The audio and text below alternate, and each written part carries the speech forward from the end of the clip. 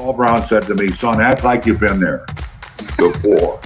And I'm thinking, wait a minute, I just barely got on the field. I hadn't been there before. So I'm glad to be part of that trend. You know, sun's out, guns out. How about Isaac Curtis on one side, Charlie Joyner on the other side? A lot of quarterbacks were very envious that I had those two weapons to throw to, but now wait a minute. Is it fair that Pat McAnally is still the sexiest guy on our team? Is that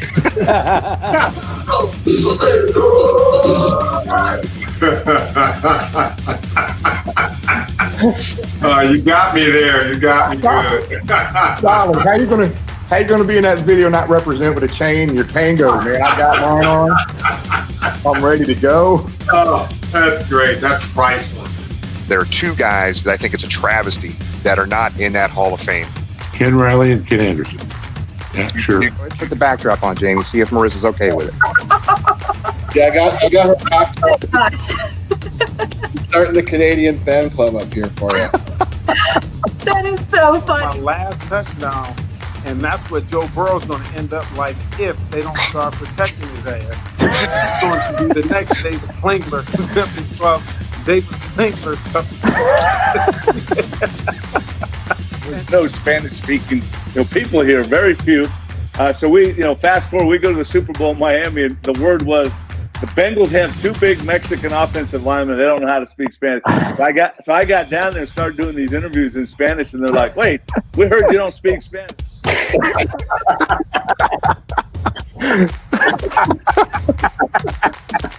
What's going on, fellas? What's going on? But I got on the plane one day in an all red Suge Knight suit. And boy, Joe Walters and the linemen, they destroyed me. I thought for sure I was so clean. I had some gaiters on, all red suit on. I was Suge Knight. They roasted me. The head coach was really the pain in the butt. Jerry Glenn, he would have thought he was. If you didn't know who he was, he walked out there like he owned his state. And I always say, if I could get a chance to hit him on the sideline, I would. I'm tackling your ass, Pete. I'm shoestring low on you. But I got to tell you, you have been stepped on, son. You would have had cleats everywhere. Well, I'm proud to be a Bengal. Yes, I'm proud to be a Bengal again. I got nothing from you guys. Good evening, everybody. Welcome to another edition, the 2-1 first place beat the Pittsburgh Steelers in Pittsburgh edition of Talking Football with Bengal Jim. Cheers, guys. It's a beautiful, beautiful day, beautiful week in Cincinnati. Yes, sir. Big win, big win. I think a lot of doubters going into that, especially after the disappointing game in Chicago. And, man, they proved us all wrong. And I shouldn't say us, some Bengals fans. And, man, Jamar Chase continues his hot streak. Great first stretch of 3 games for him, and huge win in Pittsburgh, 2 in a row against the team up Western PA. Man, you watch Jamar Chase pull that ball, and you got no worries about that guy's hands. That was absolutely insane that he held onto that ball. Everything is working, at least last week, the way we want it to. It's great to see the defense take another step forward, and it goes to show that when the Bengals have everybody healthy, they don't need to be scared about anybody anymore. So it's great to see. It's always great to see Ralphie beat the crap out of Scott Fargus. And I think that's going to start becoming the norm instead of the exception. It's not going to become that, that shocking a detail as time goes on. Yeah, and it's just amazing, just an amazing game, amazing day. We'll talk about that game, the Pittsburgh game, here in a little bit because we were there. It was a lot of fun. We got some funny stories to share with you. But this Thursday night, guys, the Ring of Honor game, I cannot begin to tell you how excited I am. We got Ken Riley II, Ken Anderson, and Anthony Munoz going to be rulers of the jungle. So make sure you're in there at least 10 or 15 minutes early to get going there Thursday night. But it's just going to be a wonderful time. We're this close to selling that game out, and I'm hoping tomorrow they can make an announcement on it. So I know we're getting close on that. So you had a lot of people in the comments too, Jimmy, saying it's going to be their first time visiting the Bengal Gym's tailgate on Thursday, so that's exciting. Yeah, I mean, it's going to be like you, Jamie, your first time in 2 years. It's gonna, For real, right? Out of Canadian jail, the Mounties are letting you come south, and it's Well, gonna we'll be big. see. I still have a couple more hurdles to jump through, but we'll see. You'll be So there. it's funny. So the tailgate, I'm going to tell you guys that we got a lot of potential guests, depending on if they can make it down in between the dinner that's going on that night. But Ken Riley II's family wants to come down and say hi. Willie Anderson is a potential stop by that night as well. Looks like maybe T. Higgins' mom and dad might be down there again as well. But we've got enough pulled pork from Midwest Barbecue up in Loveland to serve 200 people. We've got 200 corn dogs. We got like 20-something pounds of meatballs. We got Brandon and Hannah bringing in 60 to 70 ribs from the river in good old Portsmouth, Ohio. Tons of 16-lot beer, some UD Delights. James gets his mullet cut off, which we're going to talk about here tonight. Tom's going to have to bring scissors down to the tailgate because Jamie cannot get him in town from Canada. Tom, my bad. But and we've got a live band. We had a acoustic guitar player, Nashville recording artist at the last tailgate, but we have a live band. This is going to be a first. They're having their own sound guy down there. The Trailer Park Floozies, if you've ever seen them play, crowd participation songs, cover band stuff, they're really good. So it's going to be one hell of a day Thursday, guys. It's going to be. It's the weather looks awesome. As you said, hopefully they announce that sellout tomorrow. Don't want to miss it in prime time. Joe Burrow versus Joe Dirt under the lights. So it's going to be fun. Yeah. Hey, real quick. So the rundown tonight. So tonight, about 8:15ish, 8:20, we have Devin Young. Posted that earlier. This kid is a junior, I think, at Mount St. Joe, but he's absolutely doing Bengal shoes, basically some Nikes, and he's customized them. We're going to you're going to love seeing these pictures. Some of this, I think he did shoes for T. Higgins' mom and dad, and T. Higgins. He did some shoes for me, which we'll share. We're going to have him on here a little bit. We have Tyler Derby, who's with a member of the Pro Football Ultimate Fans Association, which I'm a part of. He's a huge Jacksonville fan. So we're going to talk to him about his thoughts around his Jacksonville Jaguars. That's about 8:25, somewhere around there, 8:30. And then at 8:40, we've got Paul Dehner Jr. for 20 minutes, and one of the best in the biz. He's going to break down the City near West Virginia game, and he's going to talk about hopefully give us an update on some injury reports and break down this Jaguars game this week. So we'll get to all that stuff here soon. So let's first of all let's welcome all our friends and viewers from Hoot A Nation, the Facebook page Hoot A Nation. We love you guys. You guys do a hell of a job. Thanks for tuning in. You guys do a great job. And I guess, James, you want to kind of get into the Alzheimer thing right now? Because I'm amazed at what's going on with this. Yeah. As we talked about last week, the outpouring of support has been awesome from Bengals fans all over the country, and we appreciate that. Let me get Jamie's got it right now, just under $6,750. So as you alluded to earlier, we're definitely above the mullet stage, on our way to 10,000. So we appreciate everyone that's donated. I'll copy and paste the link in the comment section here. It's not too late. Also, if you're coming in person on Thursday night, we'll have representatives from the Alzheimer's Association there, and you can donate in person as well as Thursday night. And remember, every $25 donation that you make puts you in the fund for one, that autographed Bengals package, and then two, that tailgate package that we're doing. We also still have a pair of tickets. Somebody donates $300, a pair of tickets for the game Thursday night. So if you don't have tickets yet, you want to come, what better way to join the jungle and get a pair of aisle seats, section 156, I think row 11. So right next to the Bengal gym section, great seats right near the Bengals tunnel, and would love for people to purchase those and come hang out with us. Also tonight, I don't know if you can see this, we've got our buddy Don Martin donated this Buffalo Trace sign. We've got this Buffalo Trace large metal sign. We've got some NFL Coors Light signs. Somebody makes let's say a $49 donation tonight. We've got some pics of those that we can donate. But everybody's been so generous. So if you haven't and you have the ability to donate something, we'd appreciate it. And hopefully we'll hit that goal of 10 grand year to date with the numbers we're at. We're, I think, right around 23,000. So everybody's support and generosity is awesome. And we appreciate everything that everyone's done, not only locally, but across the country. So also share that on social media if you can. Still plenty of time to donate, and look forward to seeing everybody Thursday night in person. Tom, make sure those shears are sharp when you bring them. Sharp. Jamie has assured me a clean cut.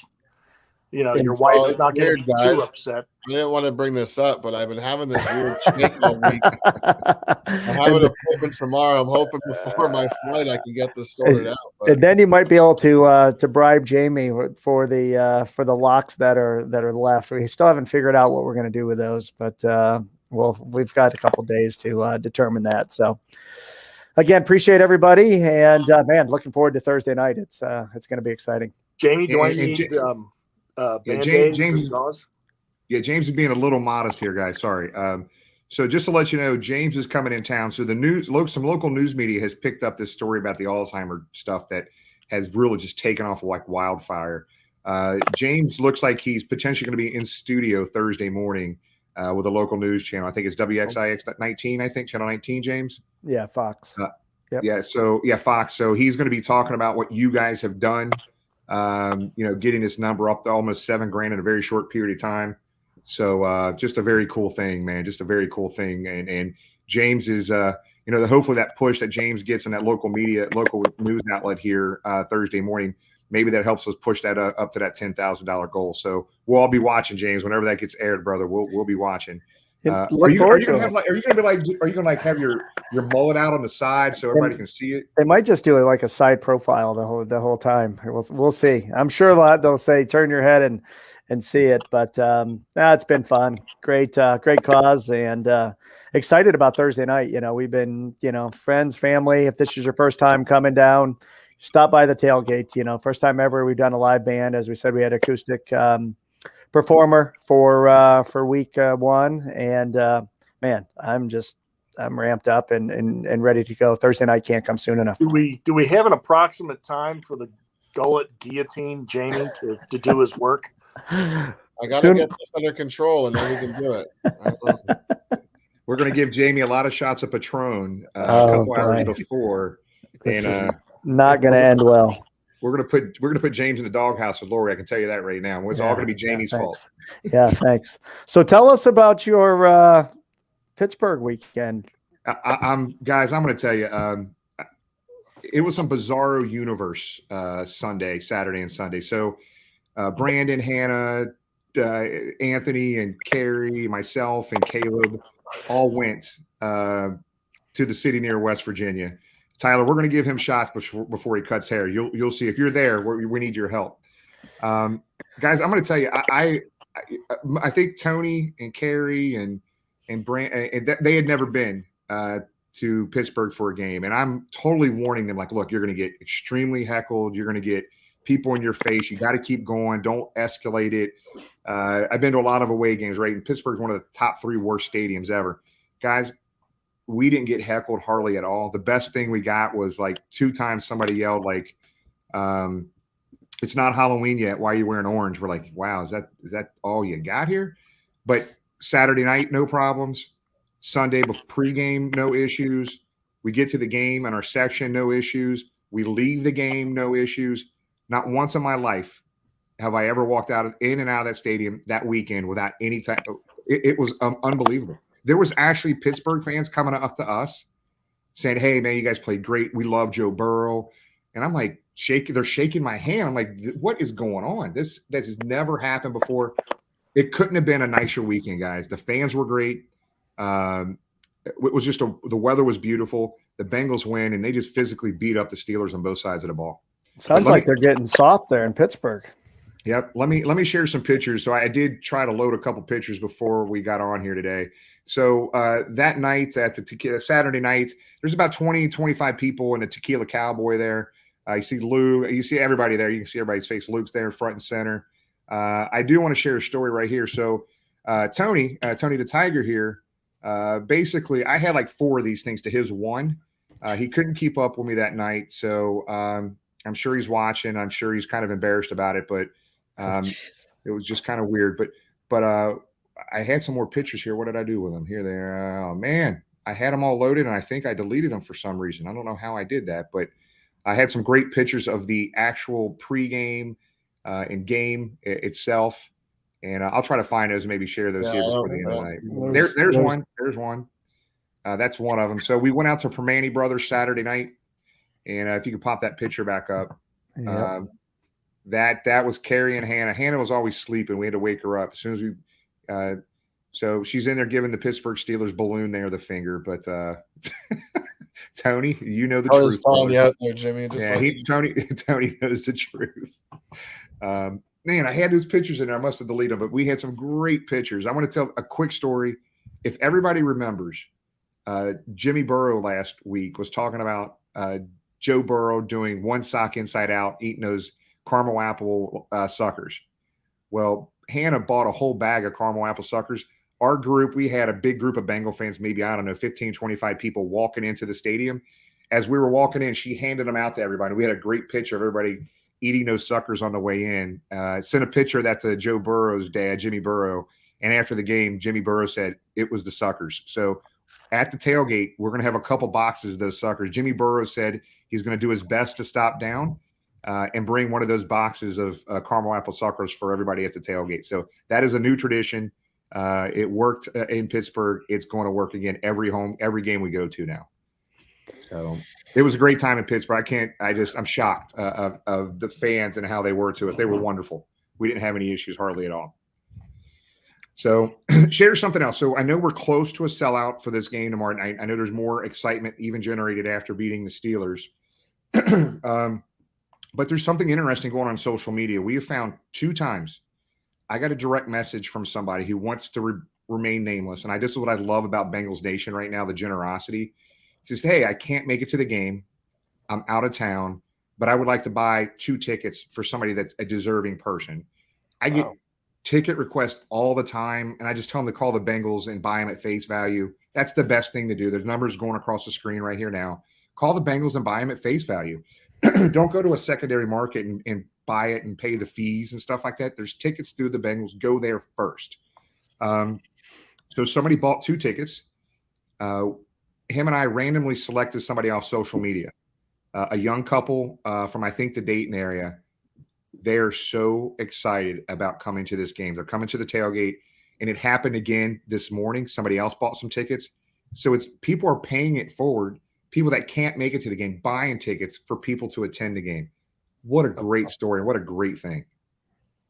Yeah, that's again, goes back to the generosity of Bengals fans and what an opportunity for those that maybe can't afford to go or just not in their budget. So kudos to those people paying it forward, and yeah, awesome gesture for sure. Cool stuff. Now, going back to the you were saying about the Steelers fans being nice. We'll find out in week 12 if that's still the case. But I wonder, one, it's sort of hard to be cocky after watching your team play like that. We were talking before the show, doing a running play on 4th down to try and get back into the game. That was very bizarre. But also, I wonder how much of it has to do with Joe Burrow just being a likable guy. You know, like there's players in the league that they're not on your team, but you just like them.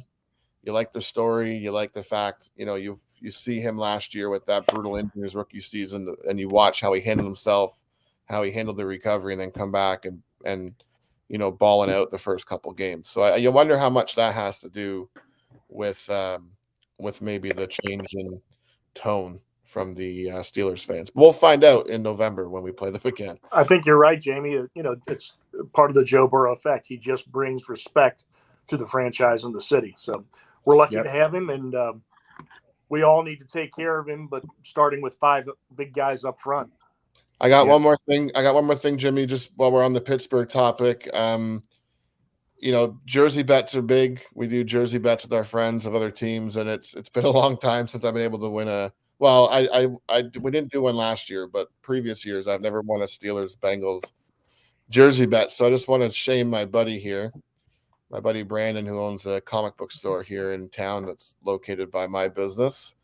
diehard Steelers fan for whatever reason. I think he might yeah, anyway, I won't get into why I think he's won, but he had to proudly wear a Bengals jersey, and the hat I'm wearing today for this photo. He looks obviously very impressed. So Hey, that is great. Shout out to our buddy, our admin Josh there of Houday Nation. He actually put it up in the Houday Nation group, so I made sure Brendan knew that 25,000 Bengals fans were seeing his shame today. So before we go any further, I want to give a quick fantasy football update for those that are concerned. Bengal Jim is winless on the season. So if anybody can provide Bengal Jim any fantasy football advice, he would take it.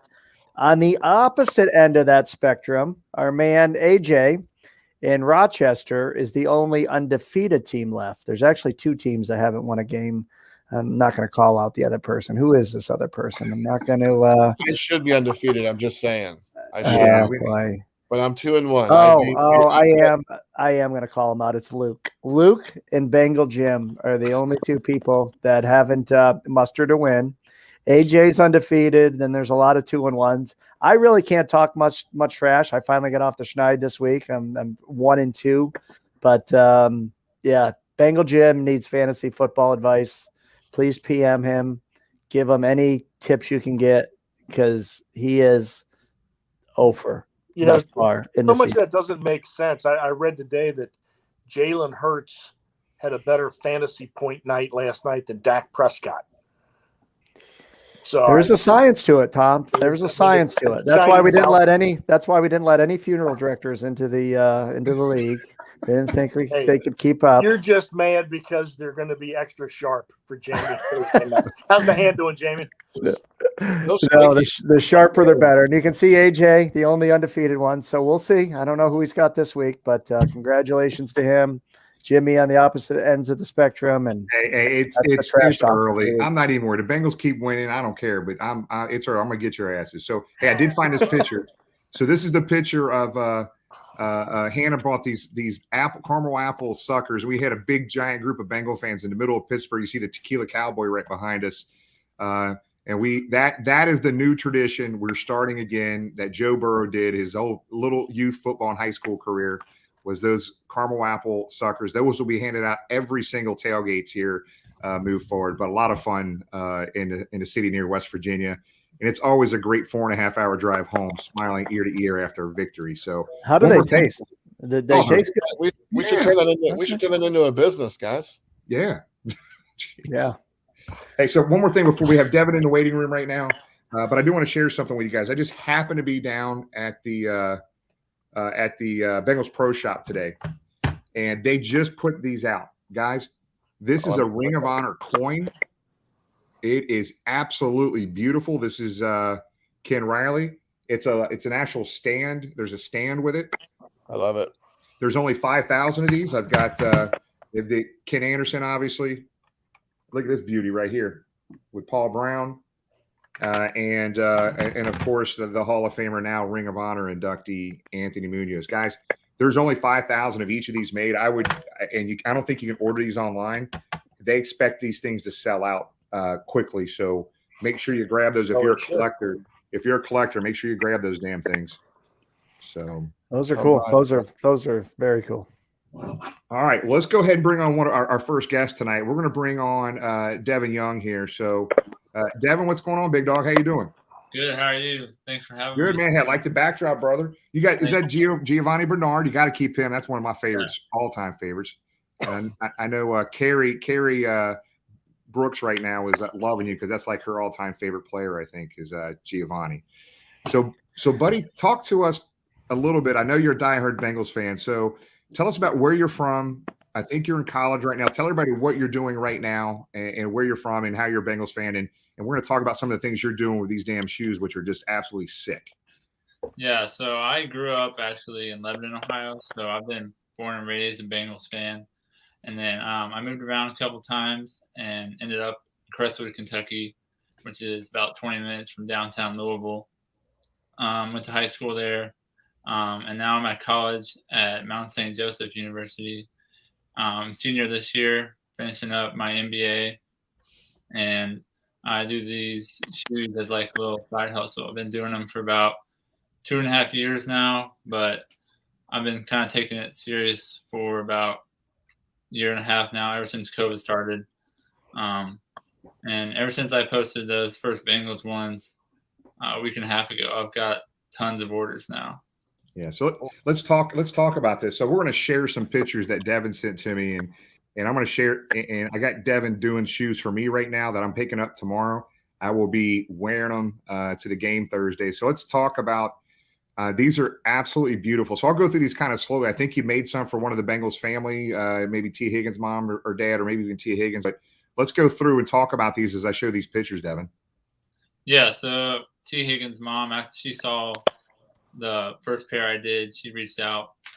This is kind of the design that I came up with. I like to keep the black backdrop, kind of helps bring out the images, but then I wanted to pay a little bit of tribute to just kind of where he's from. Born and raised in Oak Ridge, and then Tennessee, and then he had to get that Clemson logo on there, and then threw in some of his personal logos from his website. So I was really happy with how those came out. Yeah, those are just beautiful. Then you've got the Nike logo there with the Bengal stripes in is beautiful, bud. Yeah, thanks. I actually got your pair right here. You haven't even seen yet. I have the Jungle to the Hall. Hey, Look at that Paul Brown logo signature. Oh, and we got the Ken Riley on the front. Nice. The size 13s are beautiful, brother. Looking good. So very cool. Very cool. Now, so Devin, what is the process to do that? Is that all hand painted? Can you tell us about that? Yeah, so it's a combination of hand painting and airbrush. So I'll order the shoes, and the shoes I've been ordering have been all white. So then I'll prep the shoes. So take off that factory finish. Helps the paint kind of stay on there a little better. I've been painting the black on, hand painted. And once that's on there, I'll dry it off and print off the stencils. Then I'll airbrush them on there, and then I'll put the finisher on. So shouldn't have any issues with cracking or the paint coming off. And if somebody comes down to Tailgate Thursday and tries to step on my damn shoes, they're getting thrown in the river. I'm telling you that right now. So, Devin, people are asking how to get a hold of you, bud. So best way to get a hold of me is either through my Twitter, which is Devin_Young21, or you can reach out to my Instagram at D's Heat Customs. That's DS Heat Customs on Instagram. And then it's a little easier for that way, especially with coming up with custom designs for someone to reach out. I can kind of come up with the concept before you put in an order. Is that the right address there, Devin? Yeah, put 21 at the end of that. 21, that's right. Thank you. We'll share that in the chat area. Tom, I think you had a question. Devin, it'd be an awful big task, but I'm wondering if you're up for it. It might be in reverse of how it's going to go for everybody else, but I think this winter, right around the Super Bowl, Willie Anderson's going to get voted in the Pro Football Hall of Fame. He deserves it. And this time next year, he'll be going in the Bengals Ring of Honor. Can you handle a size 17 shoe for Willie Anderson? I can do any size you want. I can go all the way from toddlers all the way up to 17. And how do you know he has a 17 shoe, Tom? That's kind of weird. I'm the Bengal historian, Jimmy. Come on. Everybody. You question that. What's Joe Burrow's shoe size? Damn it, gosh damn. No, depends on the sock. Yeah. Hey, so Devin, I guess talk about these shoes you're doing for me right now. So you've got. So what was the process you did with this Ken Riley? And by the way, Ken Riley II is also working with Devin. I just talked to Ken right before the show. But did you call it stenciling? Is that what this is with Ken Anderson and Ken Riley's images there? Yeah, so this is the first time actually I've ever done like a person on the shoe, because making the stencil for that can be kind of tricky. But I was able to find a website and come up with the stencil based off a picture I found, and it turned out really good. So awesome. Those are beautiful. So I know you said so the shoes. How much are you charging for the shoes right now? Yeah, so I'm just doing a straight up $250, which includes the price of the shoe. I'll order the shoe, paint the shoe, and then I can either hand deliver it if you're in Cincinnati, or I can ship it off to you wherever you're at.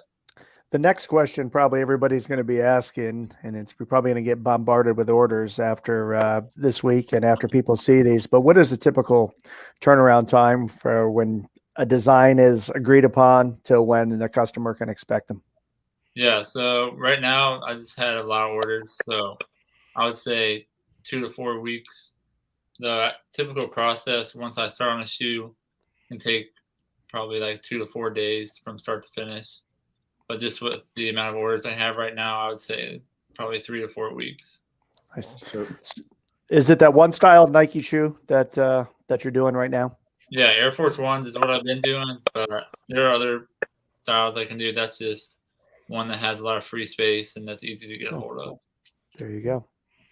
All right, there's already people in the chat area here. Say, Devin, take my money. So you're going to get some additional orders there, brother. And let's, as he gets these order guys, just work with him. I tell you what, I've only been working with Devin. We talked a few times, and he came up with a design, and you give him an idea what you're looking for, and this guy does a hell of a job. But Devin, are you going to be down at the game Thursday at all? Yeah, I'll be at the game. Okay, and you're coming to the tailgate because I want you to Well, I don't have to go pick up my shoes tomorrow, but we'd love to have you down at the tailgate, bud, and we'll have a good time. Buy you a drink down there, bud. For sure, and I've got a couple shoes that got delivered for Thursday. So that's right, bro. Well, Devin, hey guys, everybody watching right now, Facebook, Twitter, and YouTube. You want to get a hold of Devin? That's how you get a hold of him, and place your order. The sooner you do it, the better, because I think he hasn't even scratched the surface on what's going to be happening here. I think he's going to get overwhelmed with stuff. So the sooner you get your order in, the better. So, Devin, we appreciate it, big dog. We look forward to. I'll see you tomorrow. Pick up my shoes, and we'll all see you Thursday down at the tailgate, buddy. Appreciate it. Thanks for having me. All right, thanks Devin. Thanks, Devin. Cheers. See you. Man, I got 0 ounces of artistic ability in me. So kudos to the people that can do that. That's impressive. Yeah. Look at that, man. Look at that. Impressive. As soon as he did that, I immediately shot to Ken Riley the second. He's like, dude, give me these. I got to get these. So he's hoping to get them while he's in town this week. So. All right, Jimmy, you want to introduce our next guest? No, I'm regretting now bringing on Tyler, to be honest. So let's bring him on. Tyler, what's going on, big dog? How you doing, buddy? What's up? How you doing, Jim? All right, good. Hey, so everybody that's watching right now, we wanted to do this to start the season out, but we will do it now until the end of the year. I am part of a great organization called PFUFA, Pro Football Ultimate Fans Association, and basically that organization has members from all the NFL teams in the NFL. And it's an organization that's real big into charities. It's real big into make sure we're promoting. When Jacksonville fans come to our tailgate and come to our stadium, we're going to respect them. We're going to treat them just like we would want to be treated if we were going to their stadium. And that's really the mission in a nutshell there. But that's how I met Tyler, and Tyler's just such a good dude. And even though he's a Jacksonville fan, it's okay. We want to talk some Jacksonville Jaguars, Tyler. So talk about with us what you're seeing. We want a fan's perspective of your Jacksonville Jaguars. Kind of give us the good and bad and what you think about this week. Well, I wish I could say that there was more good but I mean, so I guess from this, we're obviously a young team.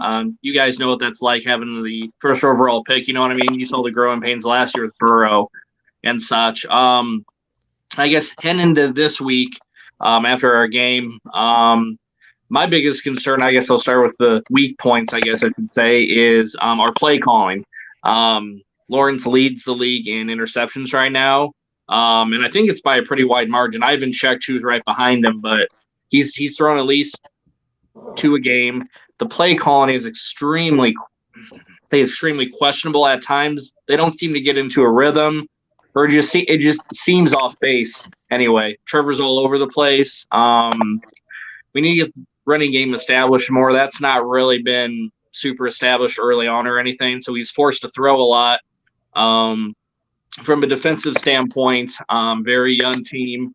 Our secondary is extremely weak. I'd say that's our weakest part of our defense. Linebackers in front, 4 are okay. I mean, people forget we've lost 18 games in a row dating back to last season. So there's a lot of holes from top to bottom. From a positive standpoint, all 3 of our games we have improved each loss, I guess we've gotten closer and a little more competitive. But I'm not going to lie. I mean, I'm a little concerned with Urban, some of the play calling. I don't know. I mean, it's too early to say, but I was never a super fan of Urban to begin with, personally, only because no NFL experience, I think, means something. Very few guys can make the jump. Pete Carroll's one of the few that have made the jump. So, yeah, it's been a struggle to start the year. Like I said, not a whole lot of positives. Lawrence has gotten a little better each game, but right now our offense is just a turnover machine. I mean, I'll just be completely honest. We're not coming in with any momentum whatsoever. So, well, you got to feel pretty good about your special teams there with that 100. Yeah, I guess that was good point. I do. Yeah, so he has had 2 back-to-back 100-yard kick returns. So that is a positive. Thank you for reminding me. I guess I've been focusing on the drives and the offense. It's been a little like it's week 3, so I'm not panicking. It's just I wish, I don't know, they get more rhythm. They run the ball more. They just seem to put Lawrence is throwing the ball a lot, 50 attempts a game on average. I mean, he can't sustain that. I don't feel like he's going to get hurt eventually.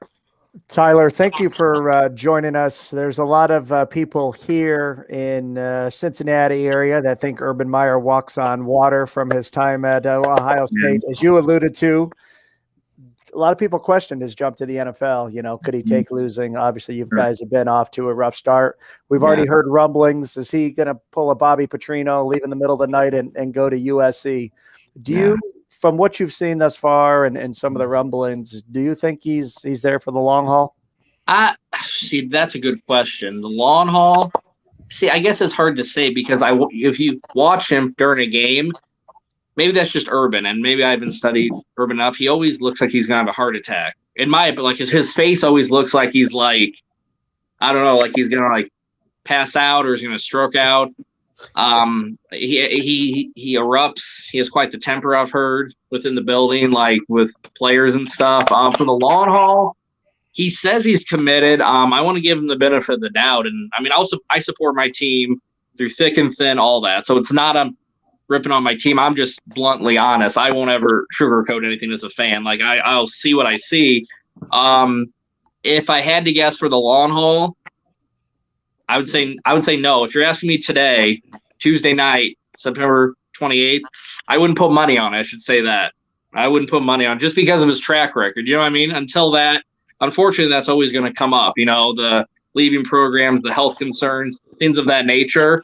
And that's not, I mean, that's just his track record, unfortunately. But, I mean, I wish him well. He's already done a few things with some hires, some stuff with some players like that already concern me. That don't point to longevity, but we'll see.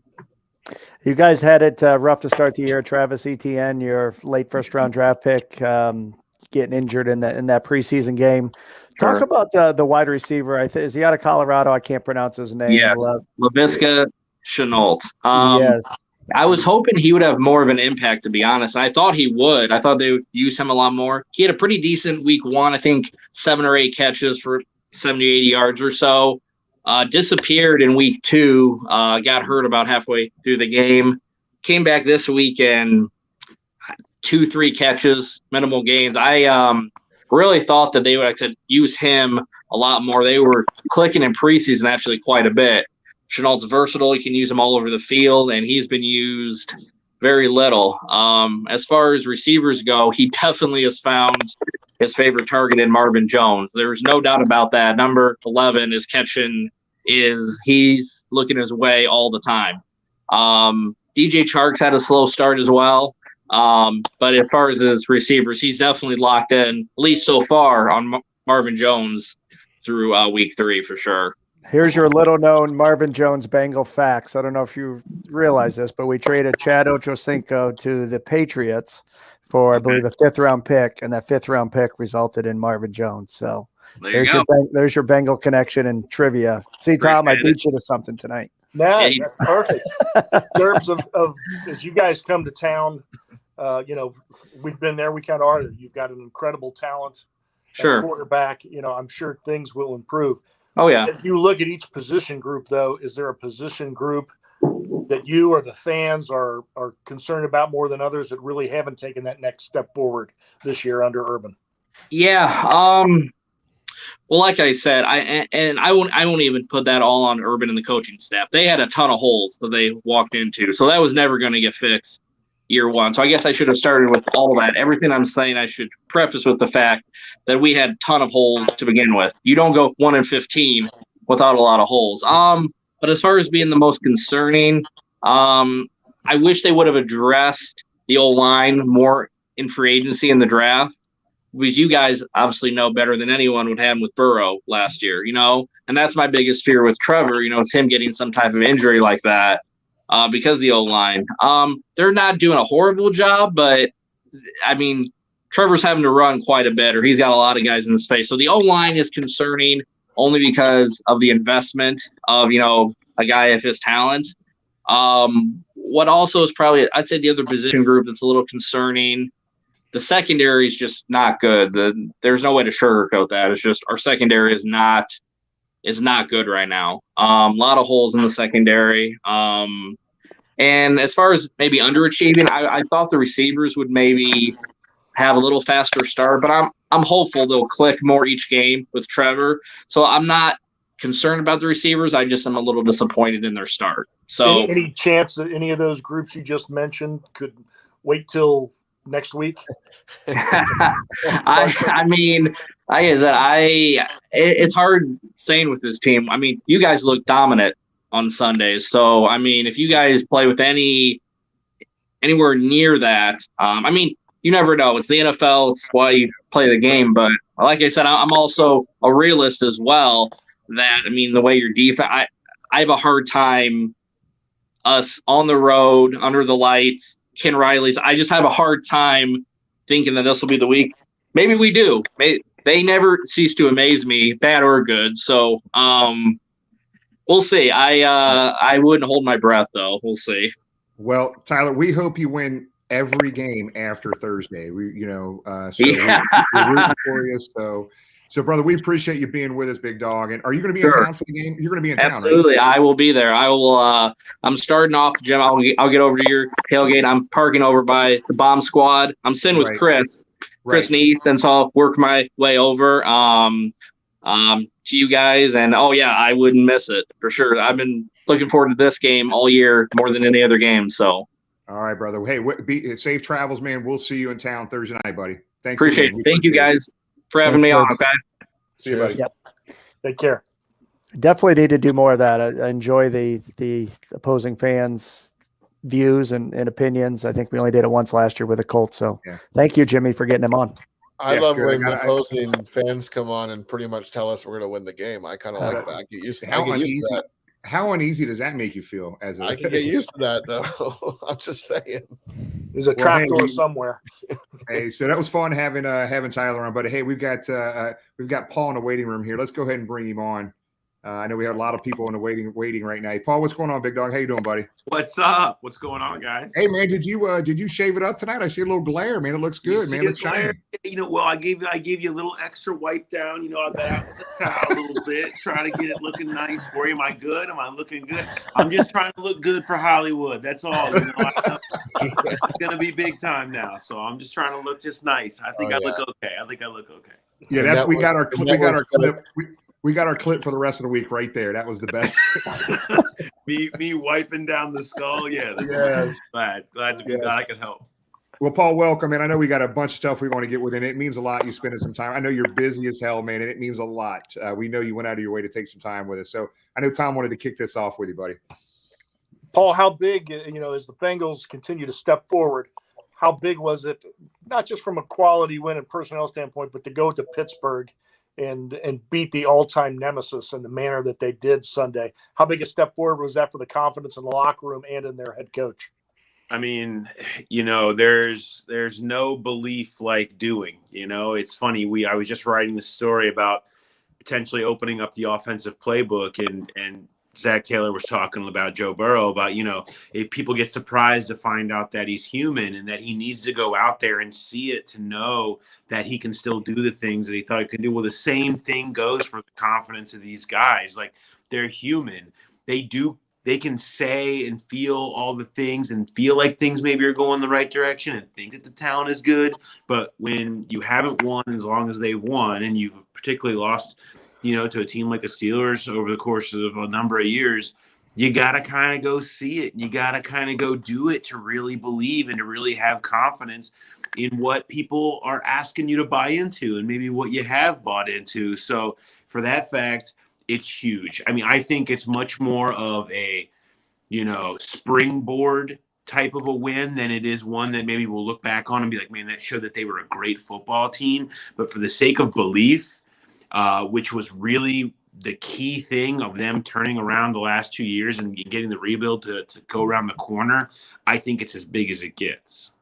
Huge win in Pittsburgh Sunday. Paul, thank you for joining us. Defense has certainly been a pleasant surprise through the first 3 weeks. Amount of sacks we've got. Logan Wilson has played awesome. Finally, we're getting a drafted linebacker that's doing something for us, and that's certainly exciting. One concern, however, is the secondary, more specifically the cornerbacks. Trey Waynes hasn't played a game yet in 14 months as a Bengal. We saw Owuze banged up at the end of the game. Will we have either one of those back for Thursday night?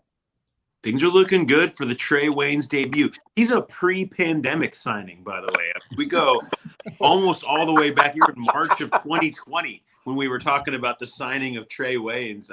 I think things are pointing in the right direction for him. So I think we'll probably see Waynes. I don't know about Cheeto as far as whether he'll be ready to go on Thursday or not. With these short weeks, it's really hard to tell because your normal, mileposts on seeing where guys are kind of out of whack. Like, there's a chance that some guys didn't even practice tonight and might still go on Thursday. He at least was out there and kind of doing some stuff. So that's a sign that maybe he will play.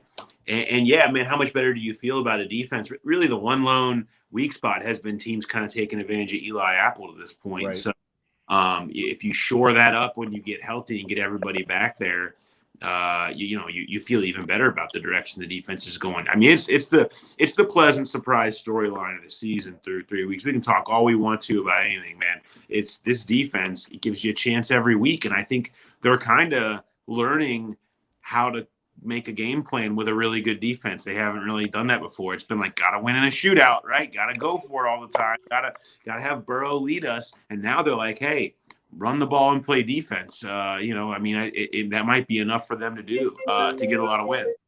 Let's stay on that defensive side, Paul, if you don't mind. A lot of people, including me, would have liked to seen Sweet Lou gone after last year. Obviously, year 3 here now. He's got a lot of his players, maybe some of the players he didn't like. What would you attribute, aside from health, as been the biggest change here in year 3 for our defense? Well, it's hard to say aside from health because, when you look at the front four that they were trotting out for so many big situations last year, I mean, most of them weren't even on the roster in training camp. I mean, these were street. Look, did Pittsburgh not just prove just because you're putting on a jersey means that you're suddenly going to play up to the level that everyone expects? Like, look, you don't have TJ Watt, you don't have Highsmith, you don't have Aluau, you don't have all those guys. Same way with the Bengals last year. You didn't have any of your guys on the line. Like, you can't just expect them to play at the same level. That makes a big difference. I mean, to have Reeder, to have Ogunjobi, to have Hubbard, to have Hendricks, to have all of those guys is great. But really, I think it's having the same system is a part of it, and guys having a better feel for what all is going on and what they're supposed to be doing. And, like, guys just have gotten better. I mean, let's not underestimate the Logan Wilson factor. I mean, that obviously what he's doing with interceptions, but as the leader of the defense, a guy with the green dot, he's the linebacker. He's out there every single play. He's making plays. I mean, I think that's a big part of it too. But I really think it's just the defensive line is really changing everything. The fact they get pressure, the fact they're able to stop the run, the fact there's so many of them in there that rotate and keep each other fresh, sets a tone for the whole thing. I think it's the absolute game changer. Yeah, and it's funny. I mean, I hear what you guys are saying about that. I would be more disappointed if that defense wasn't playing well. With as much money as they dropped on that defense in free agency, they've really focused, the free agency the last 2 years and dropped a lot of money on defense there as well. But the one thing I got to ask you, so this trade, Mo Eggers on the radio yesterday had me cracking up when he was talking about the trade. Somebody actually gave us an actual live body for Billy Price. That's the best trade in Bengals history. So, but I mean, the defensive line's playing great. And that was just a great late or early season addition here, adding him to the defensive line. So he's played outstanding. Yeah, it goes back to, and you guys appreciate this as longtime fans. I mean, when Zimmer first got here, and he started really diving into rotational defensive linemen and coming at you in waves and having the bodies just be so much fresher. It makes such a difference when you're not relying on guys to play so many snaps. And when you add BJ Hill in there with Reader and Tupou and Ogunjobi, I mean, it's great. The other thing is, and they sold this to us, they talked a lot about this during the draft, which was, we want guys that play with this relentlessness. We care the most about guys that play like that. 11 Sam Hubbards, 11 Joseph Osai's, like these guys that's their character trait. And they talked about that a lot in the draft, thinking they were going for guys that play like that. That's a defense that plays like that. Every time I watch Larry Ogunjobi run sideline to sideline, that is something they have not had. Defensive tackles that are out chasing the play just to be another guy jumping on the ball. Logan Wilson talking about what makes him great is that he's just always going to the ball and never stops going to the ball. And I'm not saying they didn't have some of that before, but I think that attitude absolutely rubs off on everyone and absolutely shows up defensively and has showed up a lot for them. Oh. Paul, the guys will tell you, my paranoia, if Jimmy can tell, through the decades has always been the offensive line.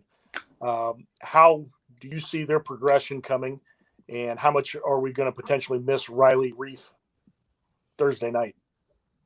Yeah, I don't know if Riley's going to go or not. I mean, he was out there in a limited capacity tonight, so he may be okay. I mean, you're certainly going to miss him if he doesn't play. I mean, you're trotting Isaiah Prince out there. You feel a whole lot different about opening up the offense, that's for sure. But yeah, I think they're coming along all right. I mean, that was a big deal against the Steelers, and I know they didn't have a lot of their guys, and they take that into account, but the schedule eases up, and not just the fact that, 3 of their next 5 are against 0-3 teams that don't have the same type of pass rushes that they've seen through the first 3 weeks, and teams that don't have that same ability to really get after and expose you. They have guys, everybody has guys, but it's not like Khalil Mack and Akeem Hicks and what the Steelers bring in Zimmer's exotic stuff. Like it's something that you can take advantage of and not feel like you're exposing Joe Burrow by trotting out some more of those longer developing plays. So I think that fact, you feel a whole lot better, and that's why I think they are ready to open the offense up. I mean, they are been so conservative. Their plan was clear. It was, let's be careful with Burrow. Let's see what we got. Okay, let's run it a ton. Let's be easy. Let's ease back into this, and let's learn where we're at before we just drop back and throw it a bunch in everything. And I think now you see, he makes the play where he audibles to the run and on his own and makes that play. He's spinning out of guys and making guys miss in the backfield. He talked openly with us last week. I was asking him about, he didn't look comfortable in the pocket the first 2 weeks because he wasn't doing that scramble stuff, the spontaneous plays we're so used to seeing. And he said, yeah, you're right. I watched and I said, I'm not doing that enough. I have to do that more. That's another big part of being willing to drop back and maybe expose the offensive line a little bit, is knowing that Burrow can get you out of it. And he's not going to stand back there like a statue and just go down. He understands he needs to get out there and be a little bit more mobile. When you have those pieces, you're a little more comfortable with the offensive line dropping back more. You're a little bit comfortable not being this super run-heavy offense. And I think they are prime over the next few weeks to open it back up and kind of let Burrow cook again. Right now, he's been super efficient, and it's been great.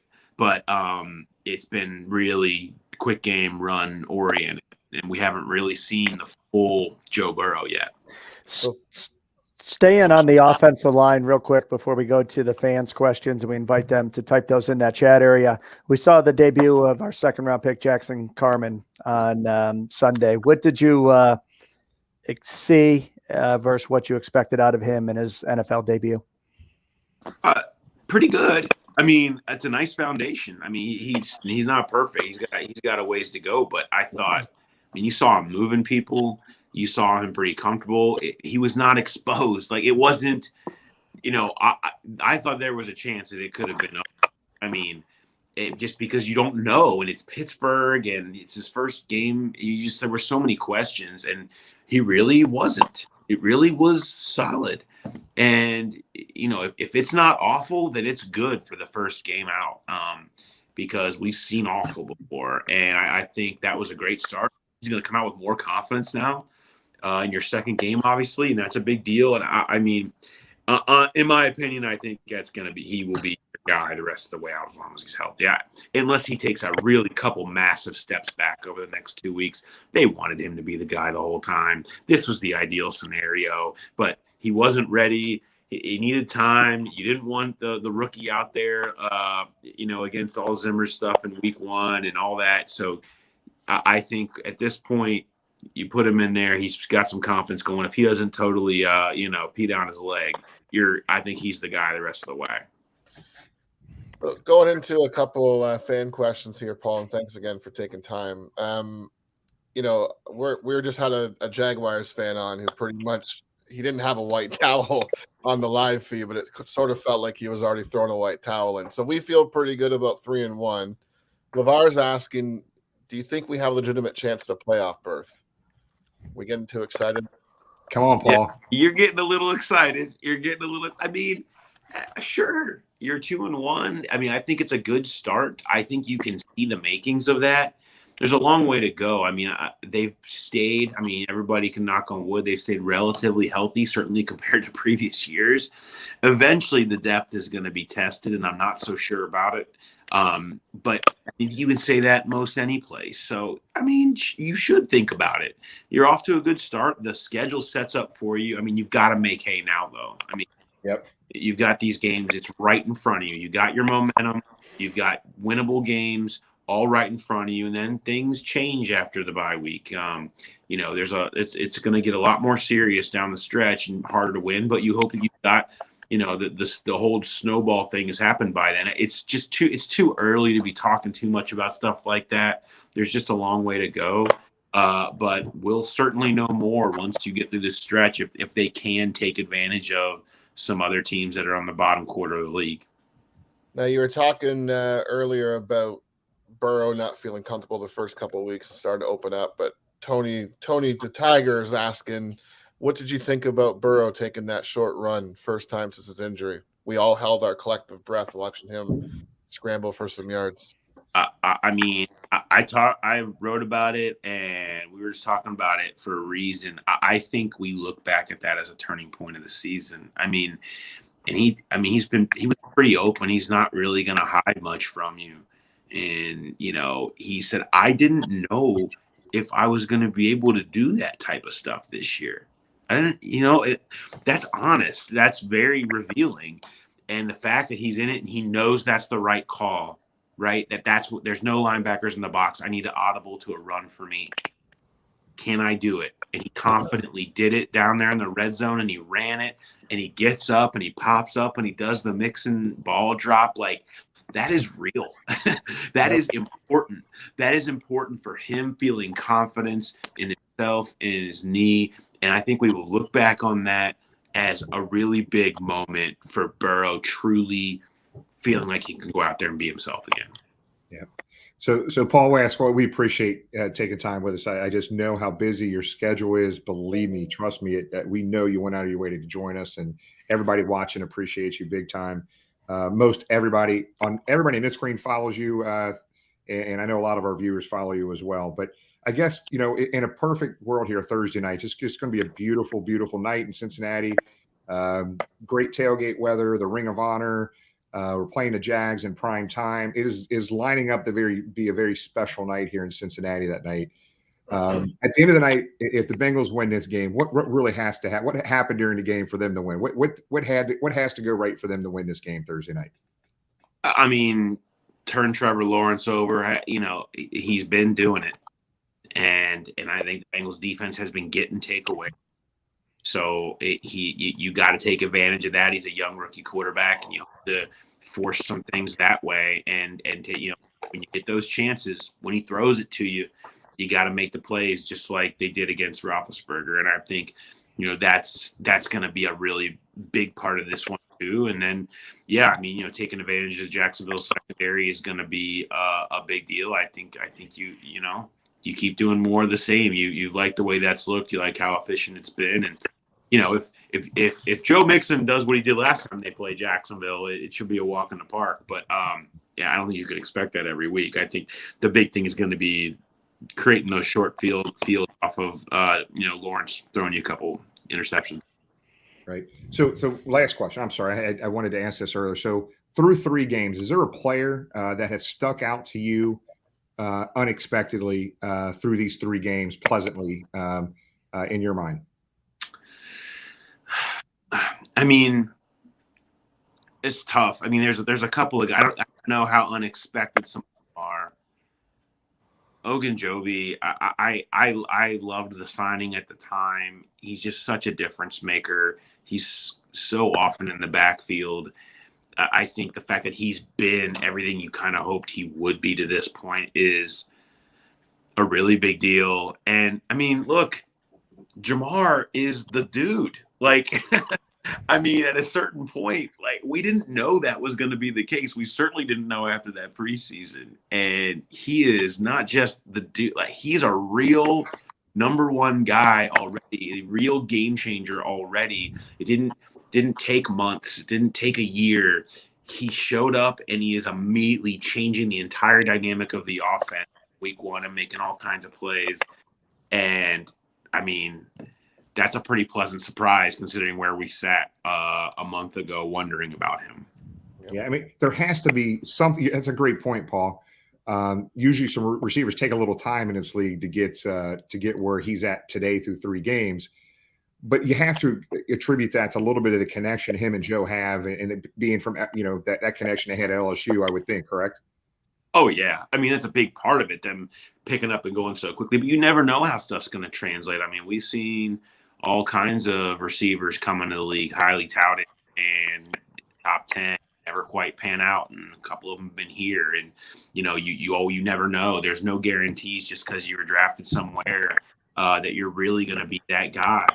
And, he every bit looks that guy. And that's a pretty big positive once they really start getting this offense churned here. Right. Well, Paul, we appreciate it, buddy. I know we now owe you about 3 or 4 beers. So at some point I will pay up. I promise. On that. I will. I know. At some point I got to pay up or I'm scared like Paul Dehner's going to come after me. So yeah, don't worry. I keep track. I've got a list. Well, brother, we appreciate you, man. And we love following you, man. You've got some of the best stuff on social media, man. So we appreciate you being with us. Awesome. Thanks, guys. Have a good one. Have fun. Thanks, Paul. Appreciate it. Good day, buddy. Great guest. Love his insight. And, I mean, just ramped up for Thursday. What else can you say? Let's get this game going. Dude, Paul, I know Paul gives some good insight every time we have him on, and all the stuff he does through The Athletic has been really good stuff to keep up with. So, guys, hey, we're right at our hour time, man. So let's go ahead and go through this, and we'll start. We'll flip it. We're going to start with Jamie, and all four of us are going to be at the tailgate. Knock on wood. We're hoping there's things that still have to happen for Jamie, but there's a pretty good chance that all 4 of us will be together this Thursday night at the tailgate and at the game. So, Jamie, we'll let you start closing it out tonight. Yeah, man, I'm looking forward to it. I got to be up early tomorrow.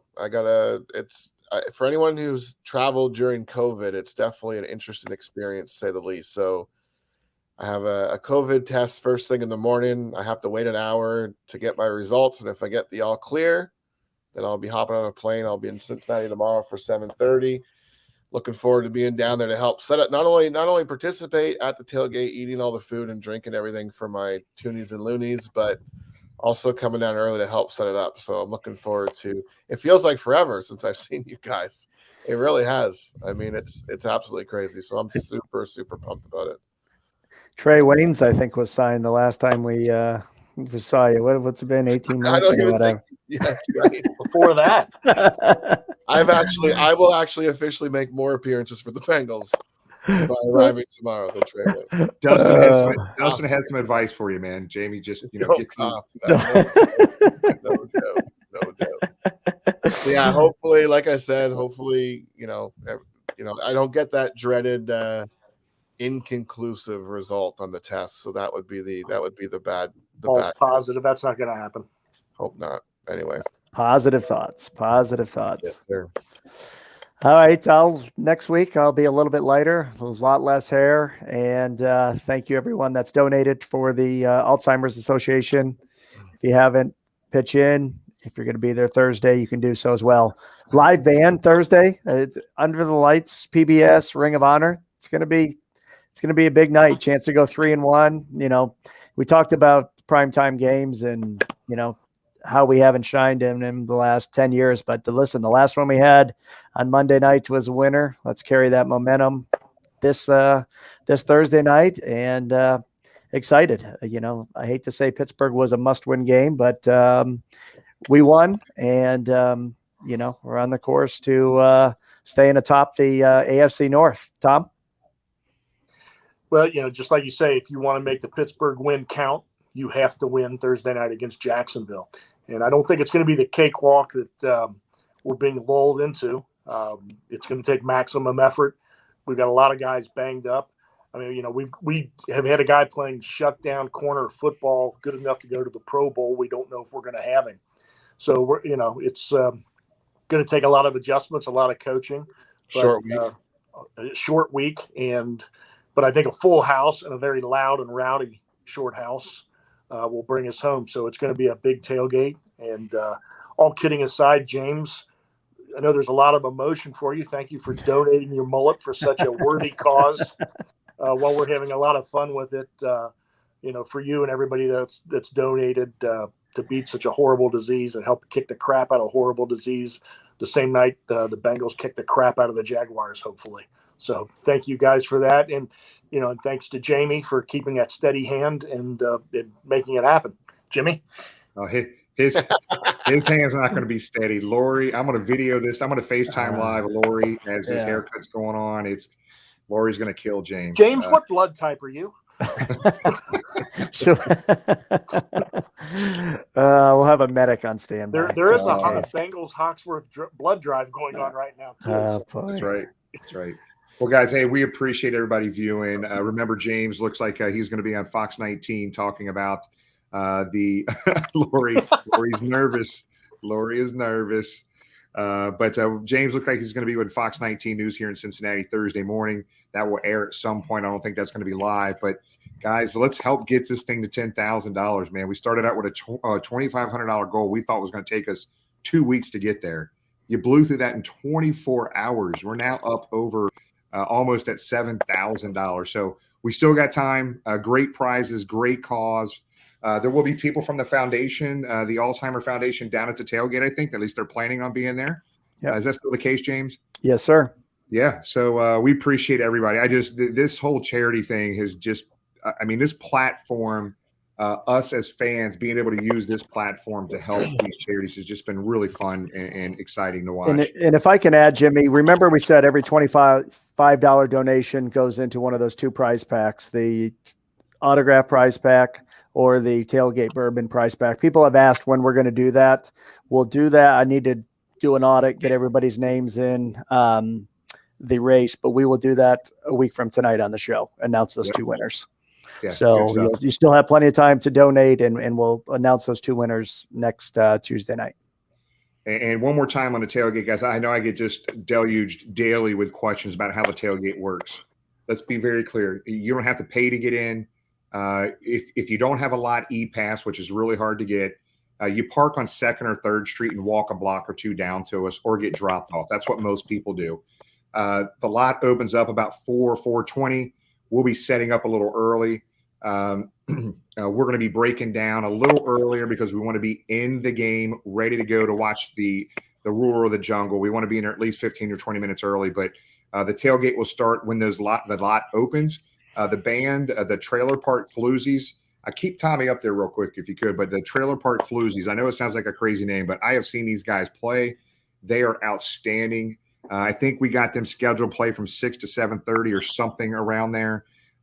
We'll still be playing our normal music. We'll have our dance off. The Delphies will be going on. We'll do our Bengal bomb toast. Dell from 16 Lots will be there. Plenty of beer. We've got about 10 cases of beer from UD Delight. I think Dell's bringing a boatload of cases of beer down and a half barrel or a quarter barrel. Food from Midwest Barbecue. Food from the river in Portland is coming. We're going to have tons of stuff for everybody. It's going to be a lot of fun.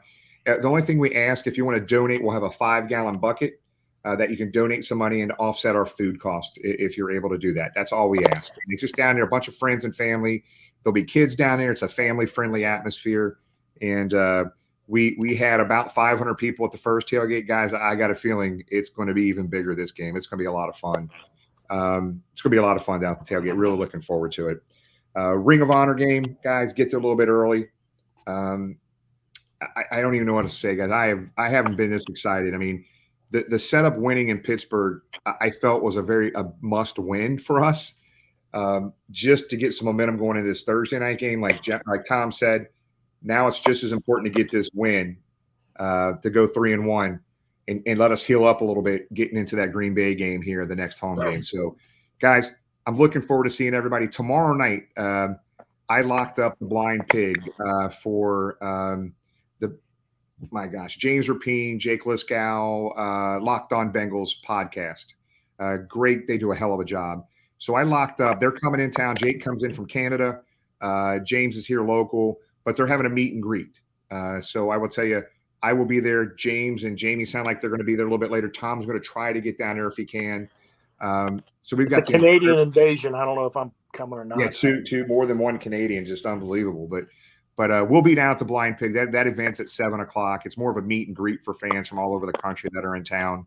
So there'll be a few surprises. I know they got an autographed football that they will be giving away tomorrow night as well. So that's 7:00 tomorrow at the Blind Pig. It's going to be a great time. So the weather's going to be beautiful. It's going to be a beautiful time here in Cincinnati. I'm more excited about this game, or as excited about this game as the last playoff game the Bengals have. That's how exciting this is. To see the Bengals recognize these 4 players in the history and finally putting up that Ring of Honor. I was downtown. I could see the Ring of Honor. It was up. They had the black tarp over the names of the 4 players that are going up. I might have a tear in my eye when that event goes down. I kid you not. That's how excited I am about this. So, guys, we will see you maybe tomorrow night, definitely Thursday night, and again next Tuesday night for the show. We appreciate you. Thanks again. Who Dey, everybody. Who Dey.